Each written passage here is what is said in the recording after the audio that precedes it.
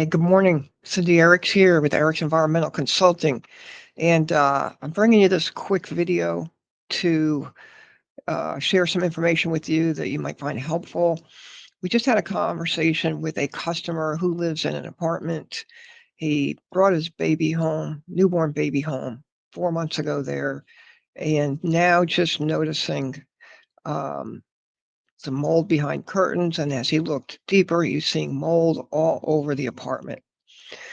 Obviously, it's an apartment and he doesn't own the property, but we make this kind of recommendation in situations like that. Check the outside humidity. Turn off the HVAC system because if you don't know why you're having the problem and it's coming from the HVAC system, then you don't want to keep blowing moldy air throughout your apartment.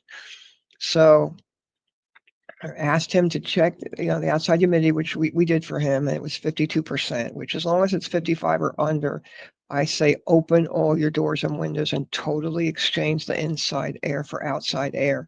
Now, if this is a problem for you, if it happens to be a time of year where there's a lot of pollens and things in the air that you have allergies to, then I recommend taking a 20-inch box fan or two and putting one on the intake side on one part of the apartment or house and taking another on the outtake side and open both windows and put a filter on the intake side of the fan that's drawing the air in, and then carry and bring and filter any of the pollens and bring fresh filtered air through your house. But you got to monitor that fan because it's not designed to have such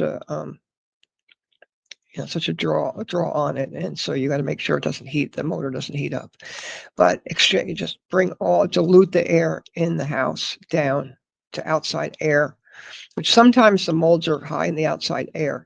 But if you're dealing with a problem that's been going on for a while, it's been building up, the outside air may be better for you than the inside air. If you have a problem with outside air and you're having reactions to outside air, then don't do that. But I would close off your HVAC vents and not use the HVAC until you can get an assessment done. Get a couple of humidity gauges. They're very inexpensive. There's a brand that I really like called Accurate, Akurite. You can buy them at Walmart, Home Depot, or Lowe's. They're about 10 to 12 bucks, and place them one at least at the thermostat and in any other areas. If you have a long apartment or a long house, put them at opposite ends, and buy a dehumidifier. If you live in the southeast in Tallahassee, where Erics Environmental is located, then you're going to see that in the winter, a lot of times the humidity is high, and you don't know it because the temperature is really cool in our region in the winter, and you don't really notice that it's humid. And humidity causes mold to start growing once it goes above 60%. So get a dehumidifier, monitor the dehumidifier, check out one of my videos on your dehumidification, how you can best manage that. But I would err if you have no place else to go until you can get it assessed.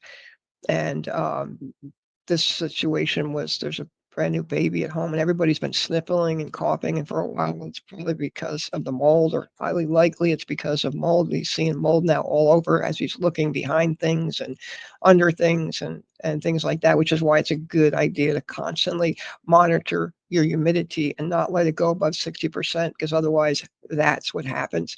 I hope this was helpful to somebody. Please feel free to reach out to us if you have questions. You can find us at indoorairqualitymatters.com or by telephone at 850-556-8888. Eric's Environmental Consulting. Cindy Erics here. I've been in business in Tallahassee since 1992. So we wish you well.